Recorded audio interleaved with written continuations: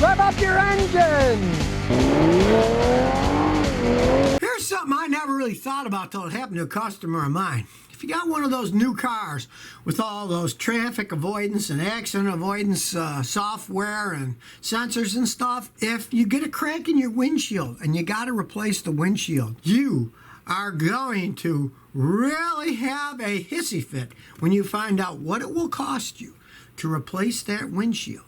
Because a lot of them have the sensors built into the windshield.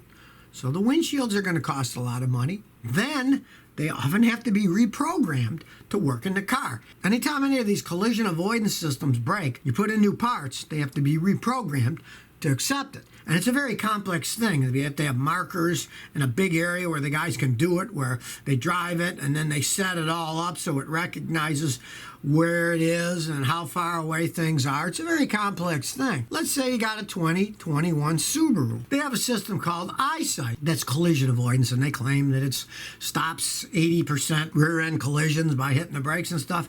Well, if you have that EyeSight and your windshield gets cracked, you have to replace it. It can cost you up to $1,400 to buy the Subaru windshield, have it put in, and have it reprogrammed to work. As I've always told customers, you have to go to the dealer to buy a windshield. You know, you can get these aftermarket ones. But here's the kicker there. A lot of times the aftermarket ones won't work because they have a different level of distortion than the factory ones do. Now, you're not going to care as a human being driving.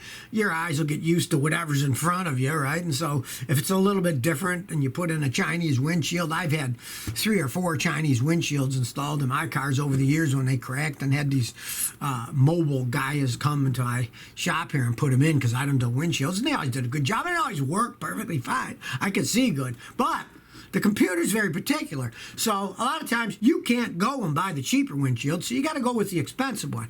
And even if you buy the cheaper windshield, in the case of the Subaru, it's still going to cost you at least $900 because they still have to be reprogrammed, and they're still expensive because they got the sensors built in, and you got to buy one with the sensors.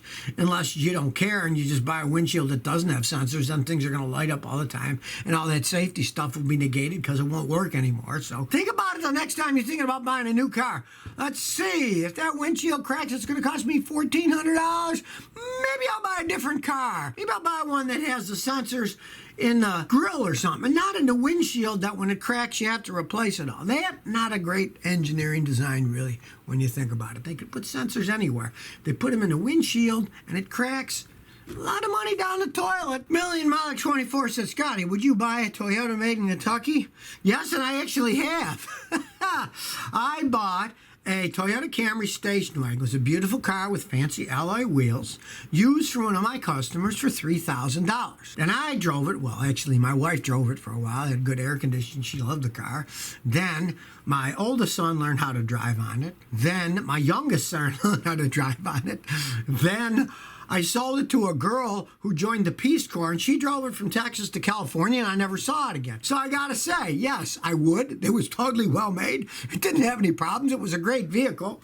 Considering I paid $3,000 for it and went through all that driving over 10 years, it was still running good. Hey, they know how to make them in Kentucky, too. Mr. Grumpy says, are cast iron engines more durable than aluminum engines? Well, of course they are. It's thicker and heavier. And if you ever want to do an experiment, get some cast iron, put it in your stove, and put it on high inside your house, right? It won't bend. Get an aluminum part and put it in your stove full blast. You'll be able to hit with a hammer and put all kinds of dents in it because it will bend. Aluminum is lighter, and they want less weight. That's why they've gone to them.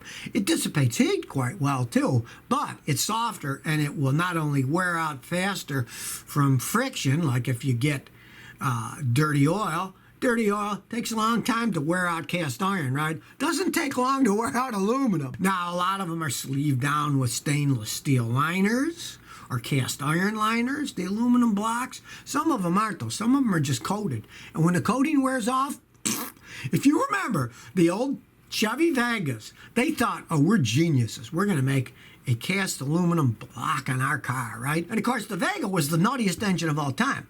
The aluminum weighs less, right? So they put these lightweight aluminum blocks, but they put a cast iron head on top of them that weighed a ton, so it made no sense at all. So yes, cast iron will outlast aluminum. There's no doubting that. But it weighs more, you get worse gas mileage. And of course, now with the way they're manufacturing cars, it's actually cheaper for them to make them with aluminum with all the machining that they have these days. So you're not going to see too many cast iron cars anymore. The only thing that I saw was Mustang, the Shelby Cobra, because they tried aluminum blocks in some of them, and then they kept cracking and overheating. Then they went back to a cast iron, like in the 2013 Shelby Cobra GT500. It had a cast iron block. Aluminum has, but it had a cast iron block because when they tried the aluminum ones, they kept breaking. So they took basically a truck V8 designed cast iron block and used that. Pretty smart. When they tried the aluminum ones, they kept warping and breaking from all the stress. BMW 415 says, Scotty, is it bad if you have the AC on while you wait for somebody like for an hour, even if the car is in park? You got to understand what kind of car you have. Most modern cars have two cooling fans on the radiator. They also operate as the cooling fans for the AC condenser. You know, at your house, the part that's outside for your house air conditioning is called the condenser. You notice it has a fan that sucks it all around. Well, it just sits there idling forever, and it works perfectly fine. Your house is moving down the road to keep it cool, right?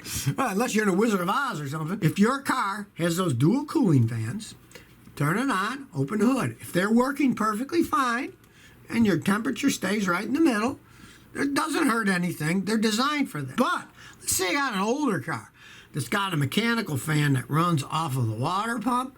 Not such a hot idea to have them sit idling for an hour because they don't really suck enough air. Like I say, the electric ones, and of course, if you got a problem in your system and they don't work right, watch the temperature gauge while you're idling. If it starts to move up, shut the car off. I mean, really, you shouldn't be sitting there for an hour idling the car anyway. Sometimes the catalytic converters will overheat from sitting there. All kinds of things go on if your car's a little bit older. A new car isn't going to hurt anything. But as they age, things get worn. It's not that smart of an idea to sit there for an hour idling anyways. Heck, you know, get out and go in an air-conditioned building or something if you're waiting that long. I would not wait for somebody an hour in a car, let me tell you. I don't have that kind of patience. Well, I guess with this coronavirus pandemic, people have so much time in their hand, they're doing totally insane things. There's a guy now who has turned the legendary 4.0-liter straight six-cylinder Jeep engine into a racing monster that puts out 861 horsepower. These 4.0 six-cylinder straight sixes, they were used for ages. Now they're out of fashion. Nobody likes the straight sixes anymore. But the things could run forever. In their stock form, the max they put out was 190 horsepower. How the heck did this guy get 861 horsepower? He got a lot of time in his hand to fool around, I guess. He used forged pistons, new cranks, all kinds of different things. And of course, he put a turbocharger on it. Now, the block was from a WJ Grand Cherokee, which has thicker walls in it, so he could beef it up without blowing the thing up. And he used a 1991 stock head that he modified. Put a turbocharger on it, and for extra power, he had a water methanol addition so it didn't knock when it got to higher RPMs. So not exactly stock, putting a water methanol system that kicks in when it goes dry. But somehow, this guy got 861 horsepower out of that old-fashioned straight six-cylinder engine. Although his was no longer a 4.0. It was bored out and stroked, so it was a 4.8. Still a smaller engine. To get 861 horsepower. So the old coronavirus is getting people to do strange things here.